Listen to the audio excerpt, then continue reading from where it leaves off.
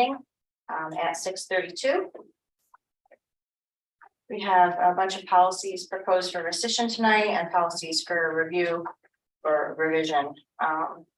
So we're going to start with the policies proposed for rescission. So the first policy is policy number 4241, absence of school staff. You have a copy of Shipman and Bidwin's notes.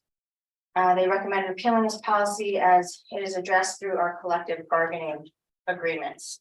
And then I just wanted to ask you, Dr. Cook, if you knew off the top of your head, is there a provision in the current contract regarding quarterly review or something similar?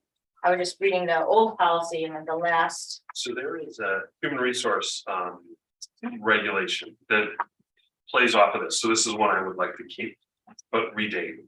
So I think it'd be good to have like a review date of recent, but we So that's not in the collective bargaining? It's not in the collective bargaining agreement, but all employees Have to have it. go through that with human resources, that they give information to administrators. It's really a good process. We suspended it during COVID, you know, due to us at times encouraging people to stay home or, you know, a different process there. And so we have reinstated it this year, and I feel it's a good process, but it'd be helpful to show that the boards reviewed this and, you know, update it 9 years later. Okay, so you want to keep this policy? Were there any specific changes you want to make to it? No, You want to this keep is it? just Keep it as is, okay. So then we will, we'll just say that we review it, we can send it forward to the board for their review, and then there's no voting on it unless somebody wants something changed. Sure. Yeah, and I think the only thing that at the bottom will say date of last Yeah. review or something. You know, Yeah, that's it. Yeah. So it's a little better. It'll say reviewed. And that's always helpful to go into it again. Yeah. Okay, so that's 4241. No.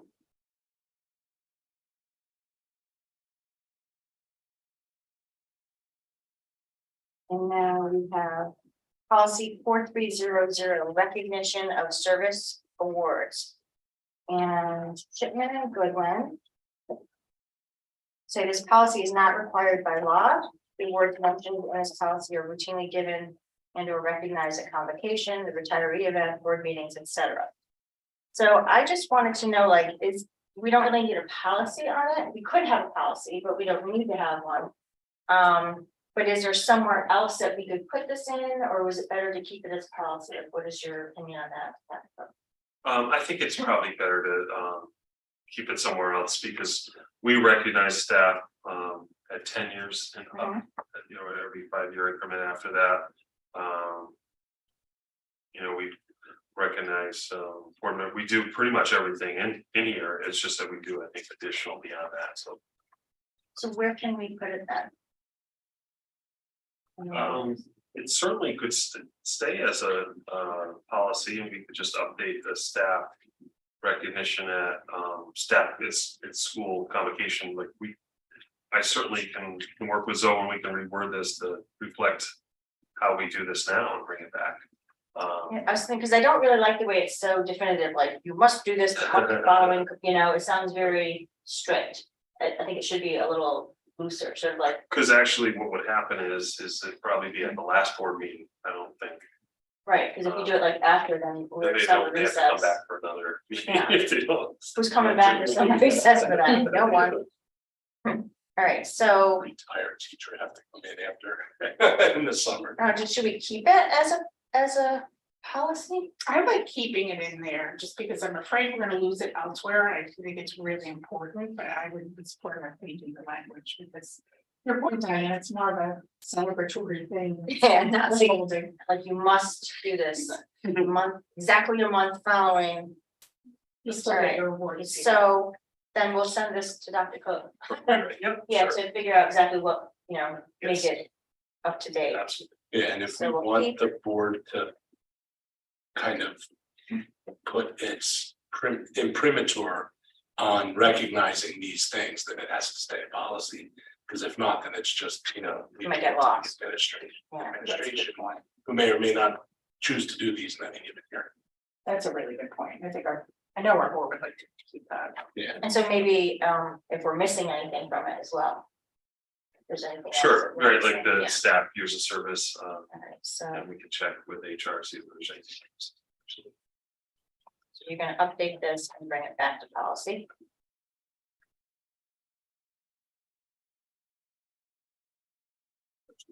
We're not gonna be rescinding anything. Yeah.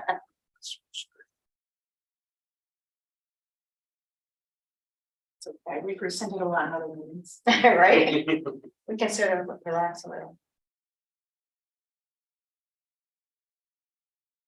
All right, so now we're to policy 5060.1.1, travel and exchange programs / admission of exchange and foreign students.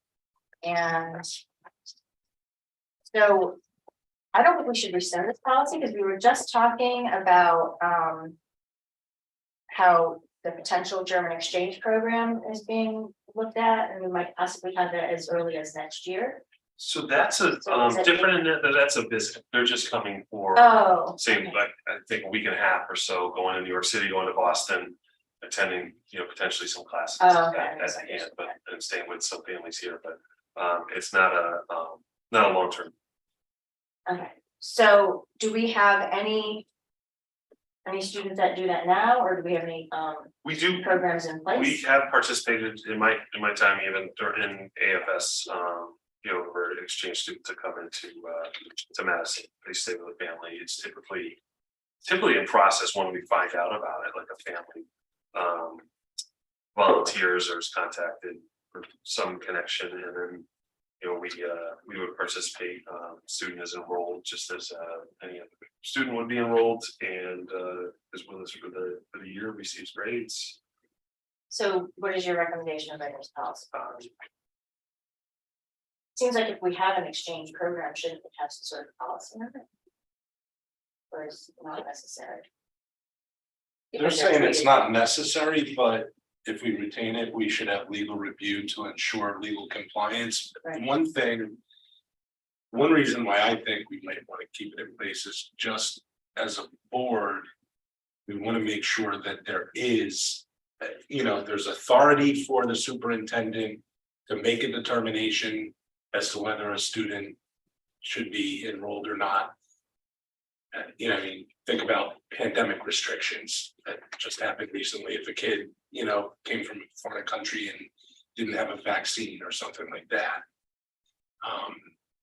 So there could be health reasons, there could be. And it's not to restrict, it's just to So they also. put make in sure that the board authorizes and requires the superintendent to make some kind of preliminary determination of suitability for that student to enroll.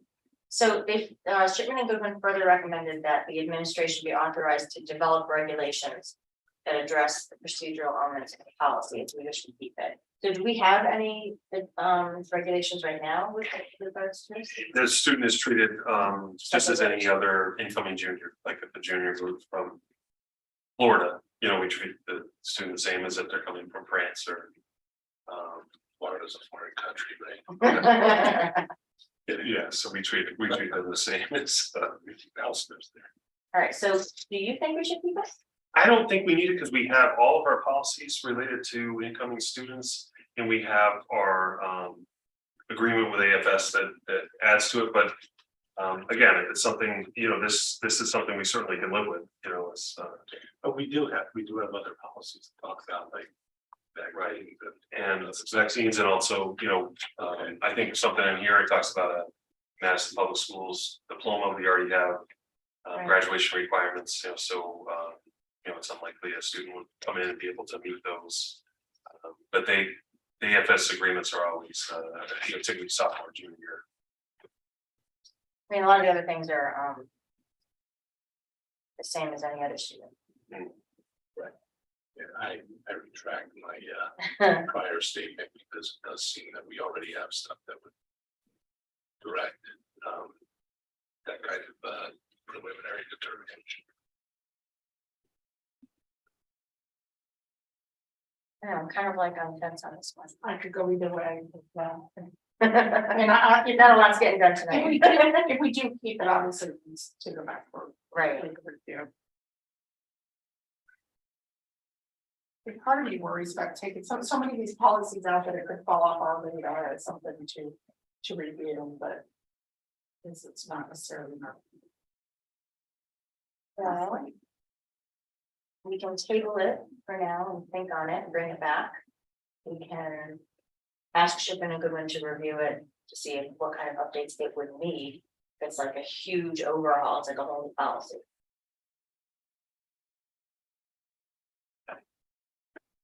Thoughts?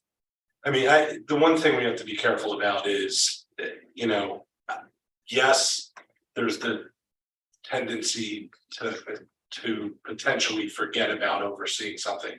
But if it's something that's either not within our charge to oversee as a board, and it should be administrative regulation, or there's a law in place. And, you know, I know that our superintendent in particular, you know, goes to CAPS conference and he pays attention to all the, you know, keeps updated on stuff. So I don't feel like we would, you know, fall behind on any important legal stuff. So you know, we've been rescinding a lot of stuff, and I think rightfully so, because a lot of our policies are just, they're superfluous, and this may fall into that category. Still on the fence. Yeah, I don't get a vote, so I just, Yeah. here's my opinion, but I don't get a vote, so. I mean, I kind of like the idea of having something that talks about foreign exchange students to say that we do it and have it updated, but if they're just treated like every other student, then do we need it? I don't know. Right, and a lot of their items, like where they live and how that works, the travel is regulated by the foreign exchange. Yeah, we don't really have we don't Program. control that. Our students going out, which hasn't happened very often, anyway. I haven't had that happen here, and I haven't had that happen too often in my previous district.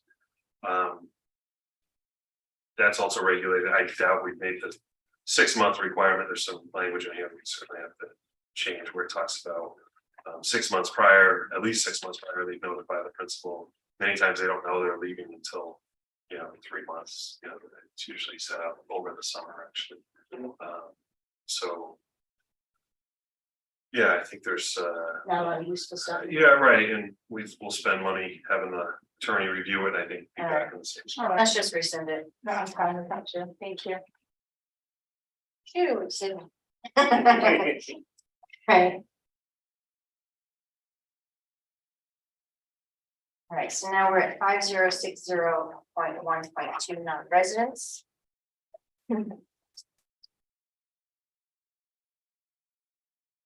So this, Shipman and Goodwin recommend to repeal this as it overlaps with policy 3240, non-resident admission and tuition fees, which was adopted in 2019. We revised it on 11/30/21. And then they talk about recommending policy 3240 be moved.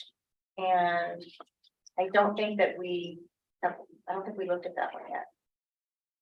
Not for movement, but we just updated the costs that we put in there. Yeah, not too long ago, so So I don't know if we should just put this one back on our radar that's what I was thinking. to be moved to the 5,000 series. For next time, we could bring 3240 forward alongside this. We could do them in conjunction. That's what we do. I want to do it that way. So we can eliminate overlap. Make sure they're two distinct policies. All right, so you're saying to wait on this one and So do, this one will bring back 3240 next time. we'll table 5060.1.2 and review 3240 and we'll do them at the same time. Thank you. Okay.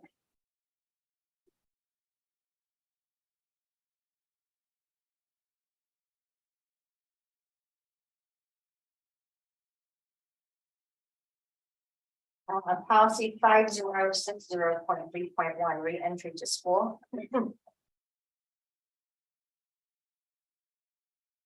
Shipman and Goodwin recommend repealing this policy, and adopting the model policy, which is policy 5113 and regulation 5113, which we just revised on January 10th.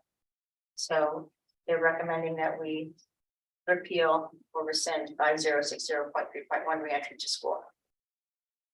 And I did look at the 5113 under section F, it talks about readmission to school following voluntary withdrawal, so we're covered with this one, so there's no reason that we can't rescind this. Yeah, rescind.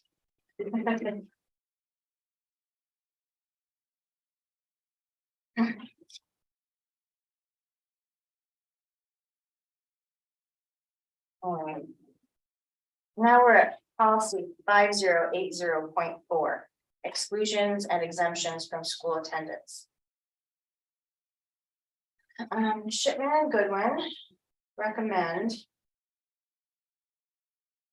repealing this policy. The policy is not required, and if we wish to retain it, they recommend further review to ensure legal compliance. So when I looked at this policy, it's a short policy. When you read it, it talks about, you know, who is exempt from the usual attendance requirements within our district. So, and looking at this, I reviewed policy 6080.23, which I think you guys got a copy of, which is the homeschooling policy, which we updated 11/29/22. So that would cover part of this policy.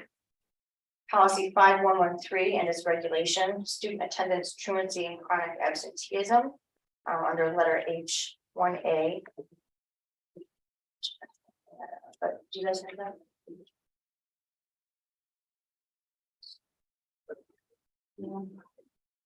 It would be under the regulation, not under the policy, because the policy is very short. But I believe it's covered in the regulation 5113. So letter H.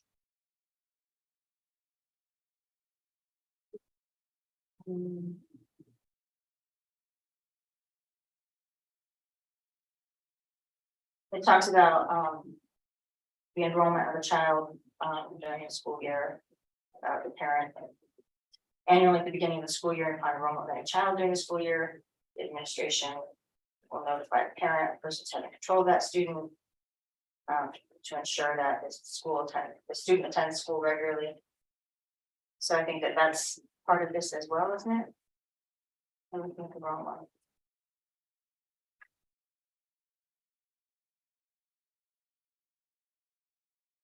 And then there's above it under number 3, students with homebound instruction, talks about receiving instruction there. So I think that it's covered under policy 5113's regulation. Yes. And then if you look at policy 5110.4, student discipline, it refers to students that have been suspended or have been under expulsion, which also covers part of this 5080.4. And then policy 6080.22, homebound / hospital instruction, which was last revised in 2016. So probably have to look at that one again, but it covers also the list under 5080.4. So the only thing I couldn't find in the policies was a discussion about students who attend private parochial school. I don't know if it's covered somewhere else. Or it says like one who has a temporary and remedial physical or mental handicap, which renders attendance unfeasible. Like I couldn't find every single incident and policies that I looked at, but I wasn't sure if I was just missing something or if it's covered somewhere else. Yeah, so this is something new for me, this type of policy, because we would track if a student is, or a child is 12 and lives in Madison and attends a parochial school, we would know that information from the state. It's all part of the state database. And so, of course, we're not going to be following up on their attendance. You know, it almost seems like this was written to figure out who we should be tracking for I feel like truancy or something like it's that. covered somewhere else, and I Right. just didn't find it when I was looking at the other policy. State law handles that, and we have Right. to track that. I'm like, this is definitely gotta be covered by statute. Yeah, yes, But I didn't see, actually, this is like one of the few policies that there's no listing of statutes at the bottom. right. I wonder if it was I don't, to address something that happened. I don't know. So it seems like it's all completely covered by the policies that I already mentioned, plus Yep. Connecticut statute, and so we can just Yes. fix it when it's possible. Anyone have any other questions or comments regarding? All that digging for nothing.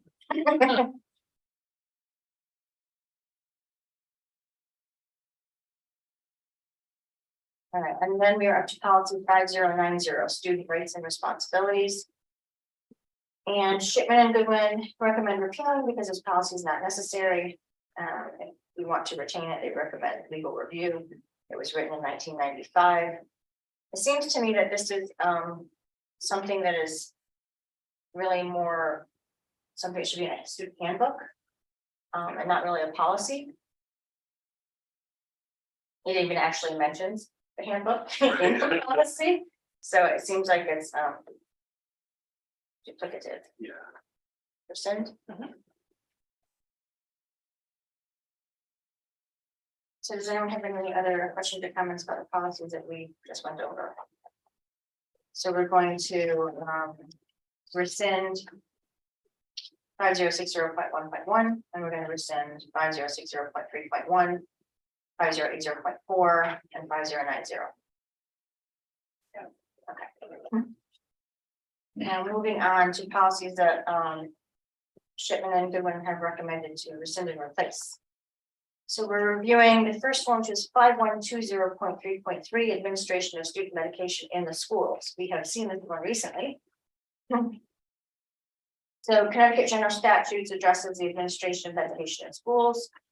The changes in this were because section 7 through 9 of Public Act number 22-80 made a number of changes to the law regarding administering medications and allows school nurses or in their absence, qualified school employees to maintain and administer opioid antagonists on an emergency basis and without prior written authorization to students experiencing opioid-related drug overdose, provided they do so in accordance with the Board of Ed's policies and procedures and certain requirements are met. So they say section E has been revised accordingly. But if you go through here, there are other changes besides just section E. So there are changes in section C.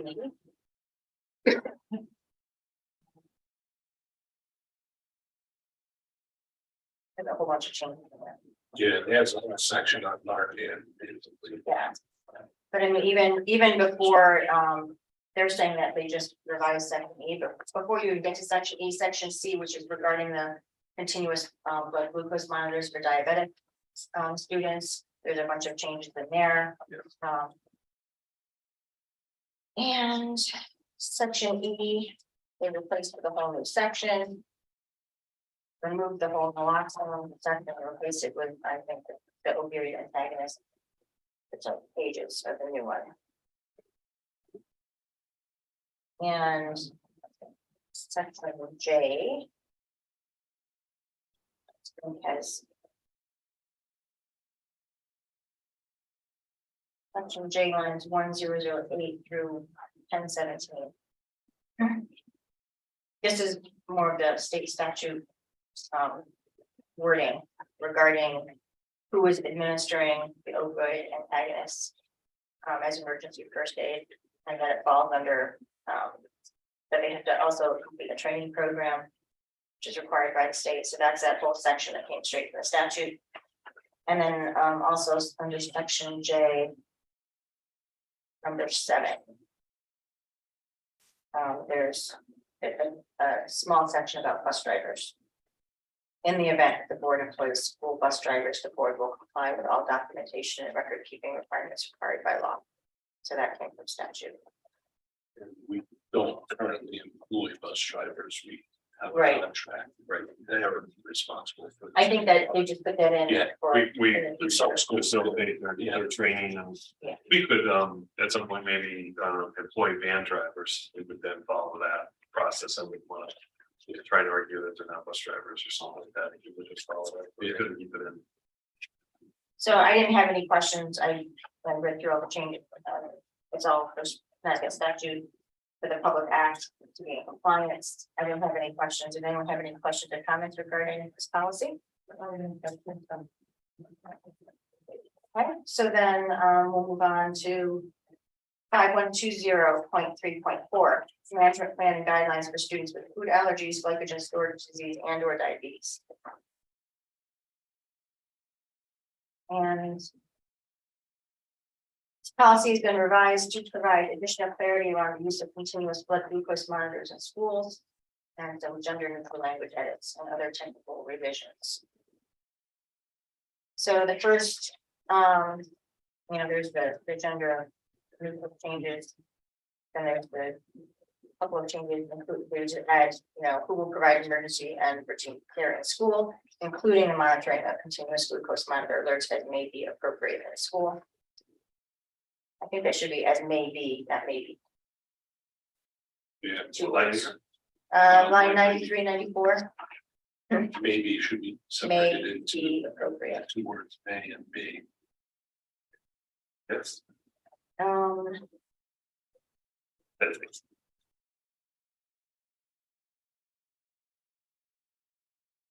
It looks like they just, it had added in the addition of the monitoring of blood glucose alerts. And a couple of her changes to the students. Is there any discussion or questions regarding 5120.3.4? We didn't have any issues with any of the changes. Thoughts? Very good. All right, moving on. 5144.4 physical activity, undirected play and student discipline. So there is a bunch of small sort of typing problems in this one. The words are just kind of stuck together. But there's also no line numbers on this on mine. I don't know if you guys. I don't know. Okay. So if you look at the first page, in the third paragraph that is all underlined. Where it says. Number 2, any other individual who, that should be 2 words, in the performance of his or her duties. So if we're going to be changing his or her, then we should say, I don't know if you want to say the individual's duties, their duties. Their duties. I prefer their. I've noticed in the past that Shipman Goodwin can use the individual, but it seems to me like in the effort to avoid pronouns, it sounds a little bit cumbersome. So I would rather use their. So we'll just make that change. And the last line, the of contract, the contract should be 2 words. On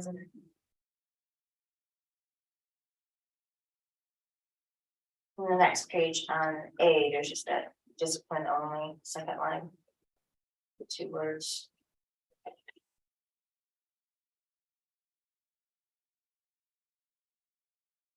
That was the only changes that I saw with regard to this one.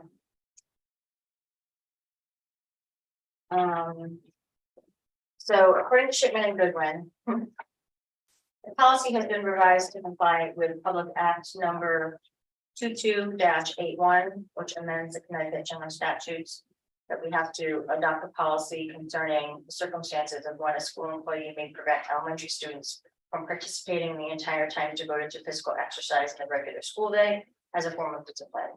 So this is something that I believe it said as of July 1, 2022, we had to adopt it, so this needs to be adopted. So I did send everyone a link to the section 9 of Public Act number 2281. Public Act 2281 is humongous. It is huge and so encompassing of so many different things that I think we'll be looking at that for quite some time. You just threw anything in there that they couldn't find a spot for. Yeah. But I did notice that in that Public Act, they don't change his or her, they leave it his or her. And so then I didn't know, if we're quoting directly from the statute, should we just leave it the way they have it in the statute? Instead of going through and trying to change every time they say his or her to the individuals or their, or just leave it how it's in the statute. If they're not changing it, then why should we?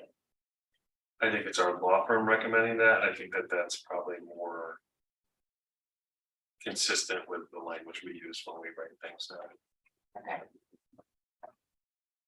Okay, so any other discussion of 5144.4? There are revisions. Okay. Because this is a statutory change only. And reverts back to a previously enacted or to a statute with a prior effective date to today, we could and we should consider waiving the second read and just adopting it on one read. There's so many changes in this, the language is very specific to this, to the, not the statute, but the public act. But I think that it deserves, 2 reads, it's wordy, and it's very Yeah. verbose, and it's very specific. And I think, I know my personal opinion is it's a 2-reader. That's fine. It's just like in the past to, just to make sure we comply with statute sooner. We've waived the read, but it's not that big a deal, honestly, like. As long as we're not running afoul of it now. No, I mean, there's a practice. bunch of them that said like as of July 1, 2022, and they're, I think as long as we get it in this school year.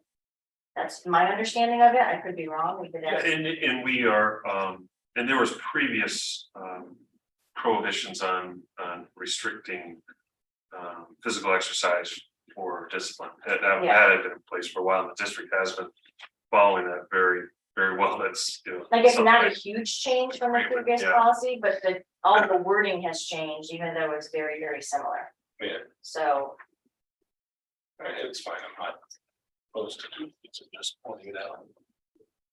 I don't know, what are your thoughts on that, Dr. Cook? I'm fine either way. I mean, I think, like I said, we are in compliance with it, so it's not a rush, but I think once we rewrite it, it's pretty straightforward. Okay. Could be waived. I think I'd prefer to do the 2 read. That's fine. Is that- Yeah, I think it's fine, because we're in compliance and. Yeah. It's okay. All right, policy 5200. Just. Americans with Disabilities Act, section 504. In July 2022, the U.S. Department of Ed, Office for Civil Rights released new guidance regarding supporting students with disabilities and avoiding the discriminatory use of discipline under section 504 of the Rehabilitation Act. Policy and one form have been revised accordingly, as well as edits to reflect gender neutral language and other technical revisions to the policy, regulations, and forms. So one thing that I found that I thought was a little inconsistent was, if you look at the bottom of the first page, line 30. They made it plural.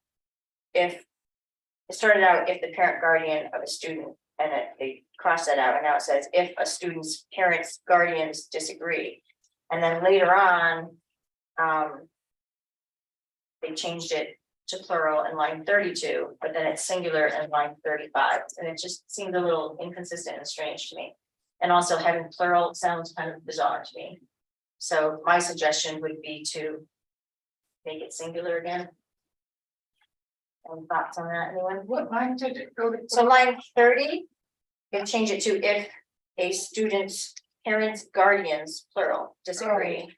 And then line 32, or educational placement of their child, such parents, guardians have a right to request an impartial due process hearing.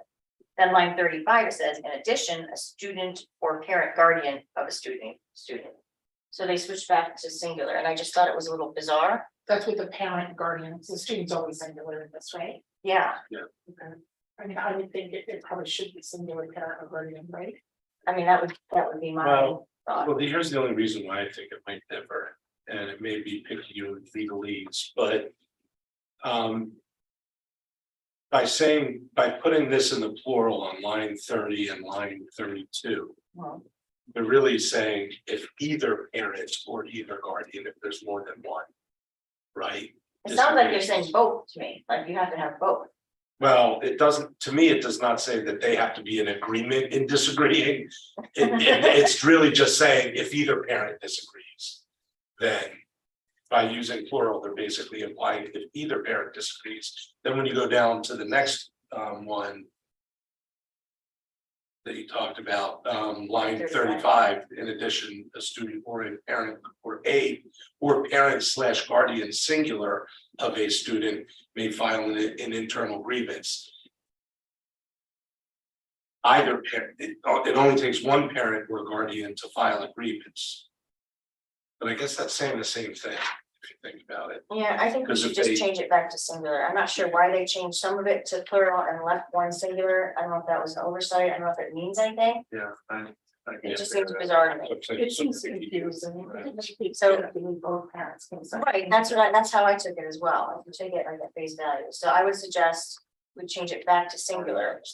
And then, I mean, do you think that we need to ask Chipper and Goodwin about that, about like why they did that? Because it's definitely a. I mean, we can give them that feedback. I'd like to give them that feedback just to say, Yeah, board's deciding to keep this thing on, why did you not? Maybe there's something we're because if missing. we're missing something, Okay, that's, yeah. then I Yeah, would like to do that. that's good. All right, Well, but they still wanted to change it from. We should keep it in the construction they're using, but get rid of the S in parents, the S in guardians. right, And add an S back to disagree.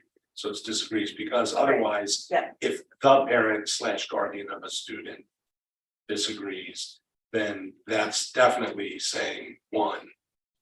It's implying that they only have one parent or guardian. If the parent / guardian of the student, so we should leave it if a student's parent / guardian disagrees. talking about line 35.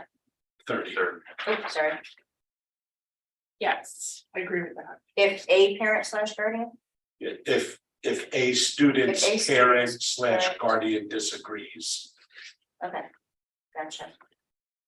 so that doesn't imply that every student would only have one parent or guardian. There's the initial cross. And then line 32 or educational placement of their child. You would go back to the parent / guardian and not such. This is just such a weird edit, I just can't even, You can say such anyway, Such whether works. it's such a parent. parent, yeah, if Has. it's singular, if you're going back to singular, getting rid of parents, the parent card. getting rid of the S. in How about parents. a, instead of such is weird. Such, I don't mind such, there's such parent / guardian. As a right. See, what we need is someone from the English department. I don't When you like. say such, like legally, you're saying, you're not only saying a parent that happened, you're saying the parent that did. Right, I see, all right, so Take take such. exception. I like the such, We'll keep the I such, like the such, singular parent. parent / guardian, singular, has the right. All right. We belabored that. So then if you go into the regulation of this that follows it, now I know that we don't vote on regulations, but. This is like that thing I was saying earlier, where. When we go through, we try to eliminate pronouns and we keep putting the noun back in, it starts to become cumbersome and weird. And so, can't we just use they, like line 64. Under Roman numeral 2, letter A, number 64. Any eligible person, including any student, parent / guardian, staff member, or other employee who feels. The individual, I would say, who feels that they have been discriminated against. You know what I'm saying, like individual sounds weird there. They works. It works. Well, hang on. Rolling their breath, hoping somebody doesn't- They works as a pronoun in standard English. But in order to identify with particularity who you're referring to for legal purposes in this case. You're saying if you just say they as opposed to the individual, then it's a bit ambiguous as to who you're referring Well, to. that's where I like he, she. Yeah. Cause you're Any talking about a eligible singular person. Including any student, parent, or other parent who feels the individual. But if you feel the need to remove the he, she, then I'd rather use the they than go back to using the individual, because it sounds cumbersome and weird. The individual's okay too. I do think we should remove the he, she, and be specific, people are doing that. And I know we do that everywhere else, I just think the This is- they actually Is this sounds only better. students, or does this, I mean, this also, does this provision also refer to like staff? With the accommodations, It's just. This is under under students. so, It's in the yeah, 5,000. it's-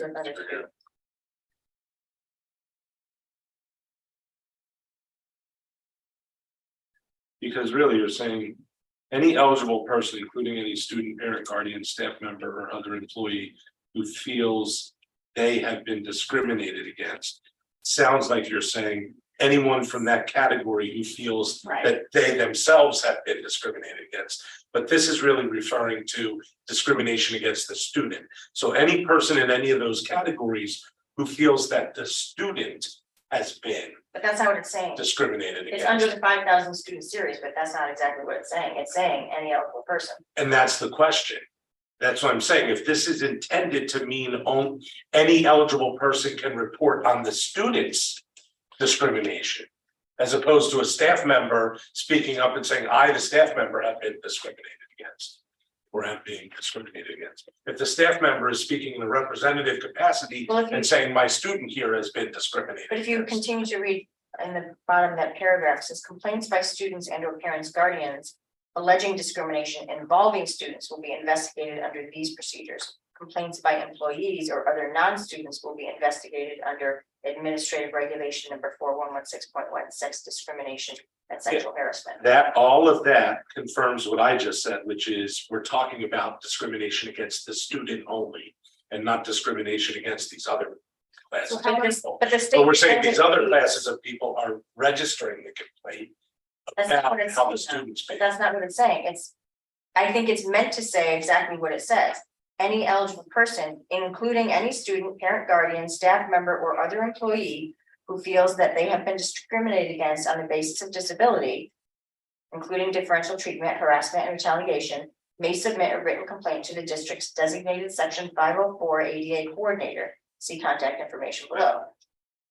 And then it says complaints by students will be filed under this, and complaints by employees or other non-students will be investigated under 4116.1. So I think it's meant to read that way. All right, so it's not, okay, So we'll go back to. It's under students 5,000 series, but it's addressing both, and then it refers you to this 4,000 series for employees. yeah, Why, I don't know. I know, it's funky, but, so now we go back and. So anyway, my point was In that number case, how do you want to 64. handle the individual? Yeah, so that I just thought saying that they is better than the individual.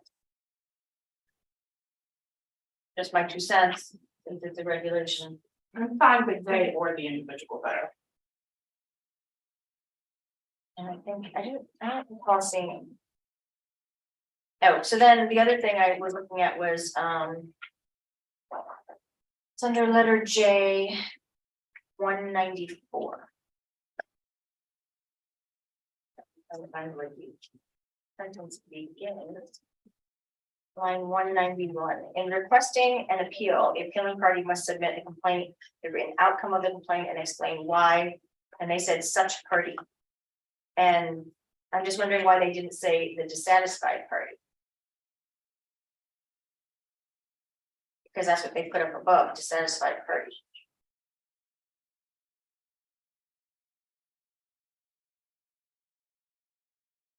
I just thought it was more clear to say the dissatisfied party instead of such party, because it's such a long paragraph. That when I was reading it, I kind of got lost. I'm like, if they had said the dissatisfied party, then it would be clearer to me, but that's just my opinion.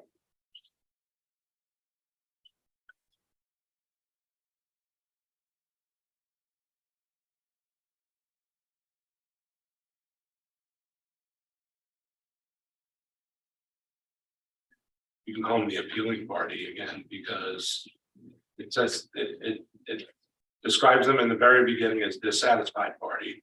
Then they say appealing party. Yeah, And then they call it such party. We should just pick either I dissatisfied picked or one and appealing. go with it, right? Yeah. Instead of all three. That, it doesn't matter to me if you want to call them the dissatisfied party, the appealing party. Pick one of those. I just pick appealing, Yeah, right? That sounds I better. think so too, because. But they actually crossed off the appealing Yeah, party there's- to the dissatisfied party in the very first sentence. So I then think when what they're going trying to do is, not use the same word more than once. they're trying to make it more like, so the common man can understand it, so. Like, who's gonna appeal a decision, someone who's dissatisfied with the decision, so they set that up first. A dissatisfied party may appeal, once they've appealed, they're an So they're appealing appealing. party, and you understand, like, oh, well, I was dissatisfied, so I appealed. So it says the appealing party must submit the complaint, the written outcome of the complaint, and explain why such party believes the factual information. I think we should just say the appealing party there instead of why the appealing party believes. What do you think, Dr. Phil? I think that's fine. I think that changes fine. I just thought it was weird. Yeah. It's like stated three different Yeah, ways. and it just, And one paragraph. um.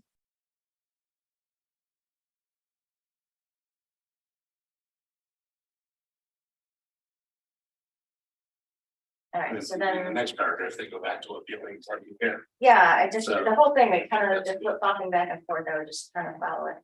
Line 285, under letter E. That's it, in the event, section 504. If another one of those came per and they made it such individual, I just think them works better. Some of these changes are just weird, like it just, in my opinion. It seems sort of unnecessary to be so. Close. That works there.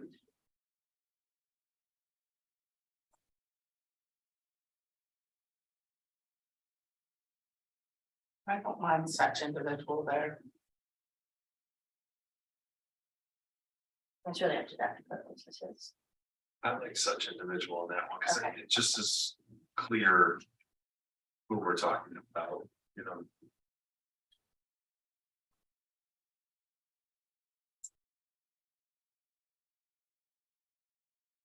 And line 299, they have such party. Yeah, kind of repeats that whole thing, so however we did it in the first case, we'll repeat that. So it says the appealing party must explain why. How about they believe?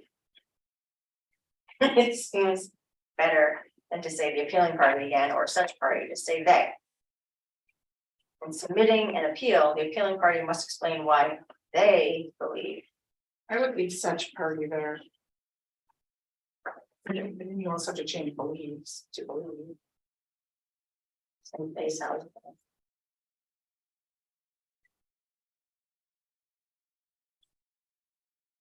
Trying to take the modern approach to pronouns, I think they believe is probably the way to go.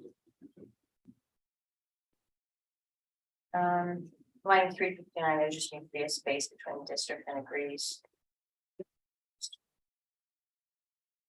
Oh, I skipped one, line 321. They changed he, she to such individual may request. If you're gonna keep that, there needs to be a space between individual and may.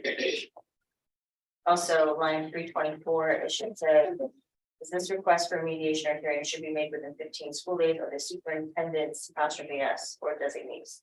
Designees. This should be a test of the superintendent.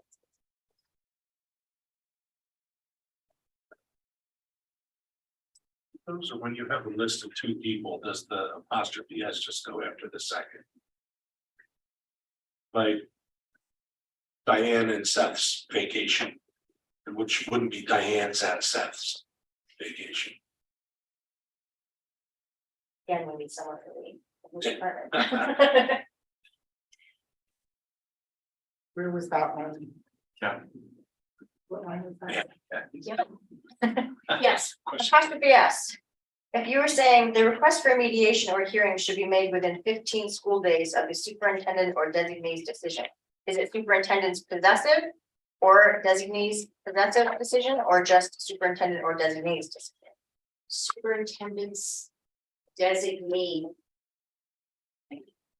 Sorry to put you on the spot. It's a Thinking it is one of a conjunctive that was two parties. Because it's on line 320 as well. I It's designee for the. I think Because the superintendent- I think it goes on in a second. It's just No, the superintendent. Yeah, not possessive. not possessive. Superintendent's.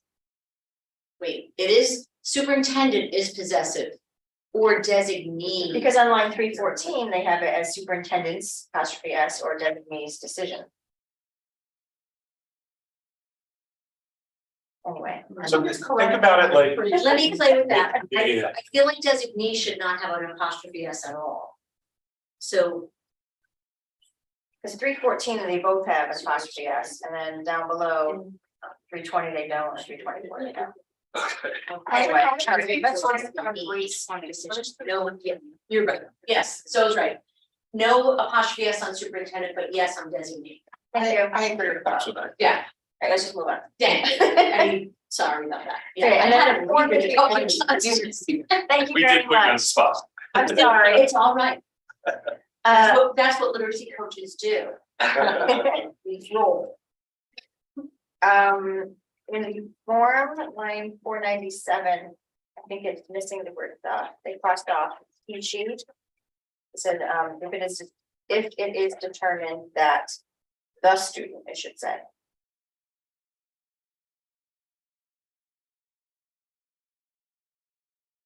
You're getting rid of the sheet. and it's- Right, you needed the, that's it. Done. Sorry. I get caught up in it.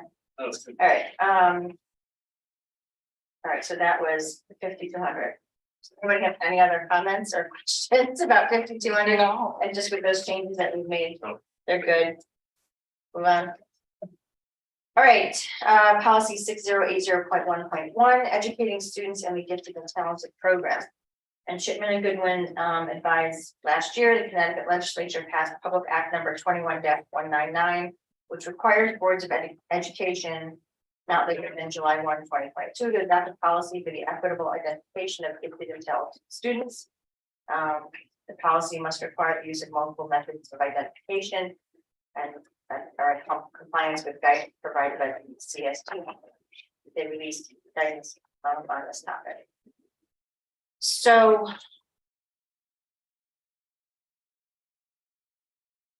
I looked at the Public Act number 21-199, and the language for this policy comes like verbatim from that act.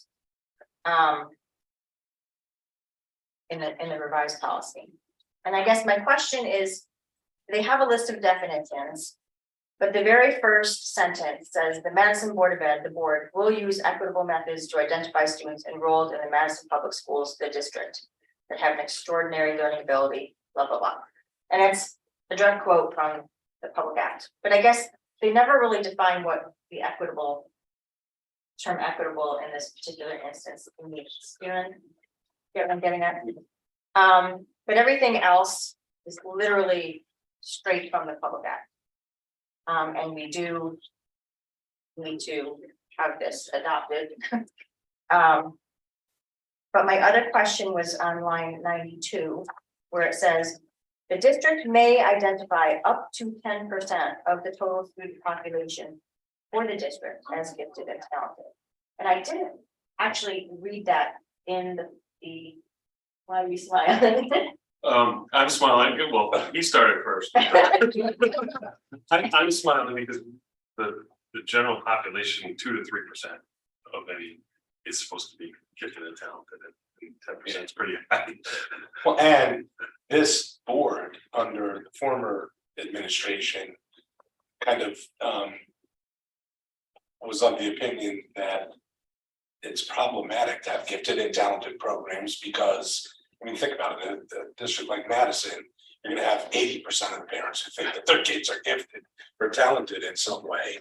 And, you know, it sets up for some acrimony among the students. Now, you know, I'm kind of surprised and a little bit, I guess, questioning whether it was wise or not for the legislature to impose this on districts. Oh, yeah. I mean, that's what I kind of laughed at, when I snuffed originally. There was a lot before this. Yeah. So, It just seems like a strange thing to put in a policy, like to have a percentage that you max out at. yeah, I think the way that we approach it, I appreciate that all students have an opportunity through assessment to experience some talented and gifted type program, like in math, you know, if the student achieves a certain level, then they're able to bypass that section and go on and receive some additional math instruction and language arts to the whole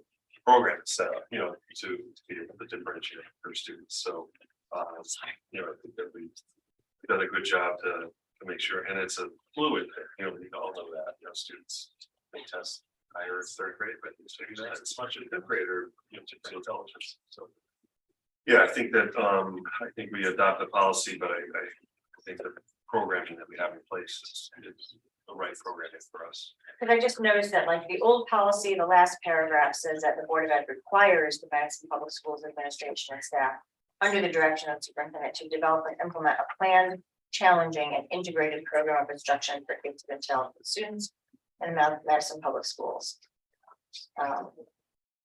And then the last paragraph of the revised policy says the provision of services for gifted and talented students is by the board is discretionary. And it just sounds like the first one, we are highly supportive of it and we must have it in place. And the new one sounds like, well, we're going to identify you and then we're not going to do anything about it. It has to be used by a PPT. We have to incur on the PPT team's time to identify gifted and talented students when we have enough trouble keeping up with PPT teams for students with 504 plans and disabilities and, So I didn't. I've got a philosophical issue with statute. Yeah, I know. And so I didn't know, like, I didn't compare word by word, the public act versus this. So I'm not really sure if this is all exactly necessary in the public act. So I'm a little hesitant to say, let's move this forward and maybe just take a second look at We it. could ask, especially those two cases that you pointed out, that seem a little bit conflicting. Yeah, just I mean, if it's something that we absolutely have to have because it's a public act, then we have to have it. And, and it is something I think that, maybe could be brought up in student development curriculum, just to make sure that we are, meeting the needs of the gifted and talented within our current curriculum, or however we're meeting that need. It's just something for the board to like keep an eye on and have maybe curriculum. But it's more of a moving target that doesn't fit with the statute because we There's recognize like in maybe a more enlightened way that there are students who are a combination of gifted in some areas and maybe they're middle of the pack in others. And so we try to give additional instruction or programming to address the areas where they're ahead. And, we try and keep them up in the areas where they're not, and it just, it's too long a discussion to have when we're just looking at whether it would, Right. So I think if policy we should can go send back it to back, the- yeah. Sure. Give it back, okay. Yeah.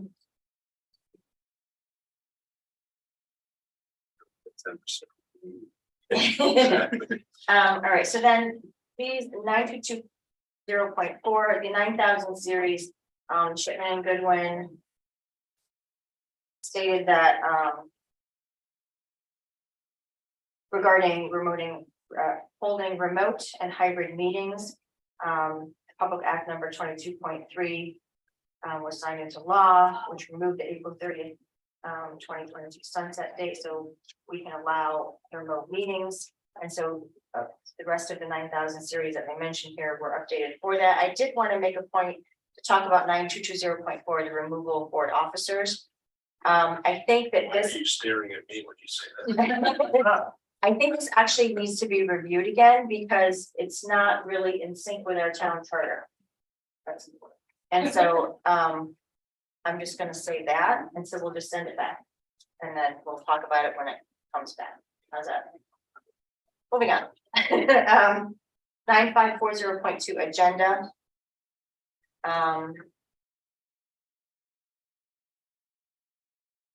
So the new one, 9540.2, construction and posting of agenda would be the name of the revised bylaw.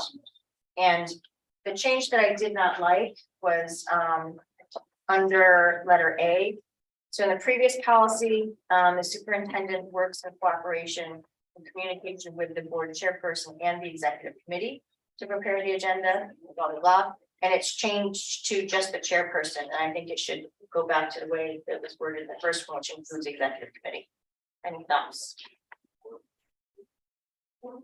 Especially for you, Seth.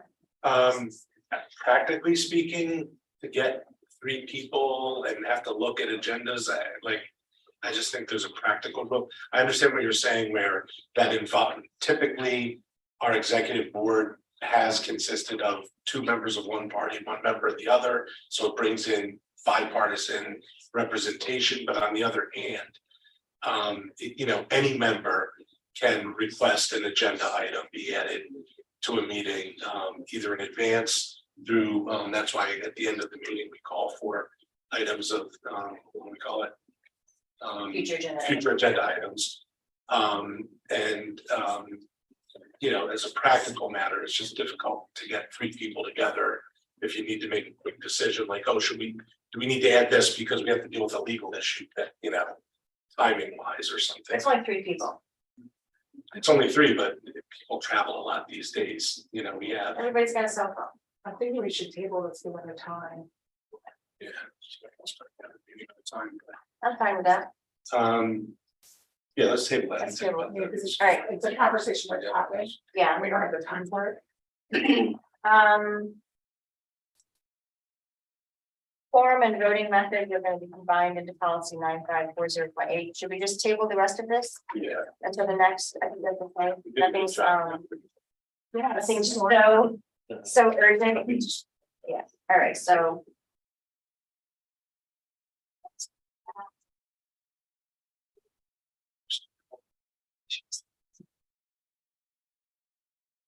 Right, so that 9,000 series on it just going, the 9220.4 is going back for review and the rest is stable. All right, so I guess we will conclude at 7:33.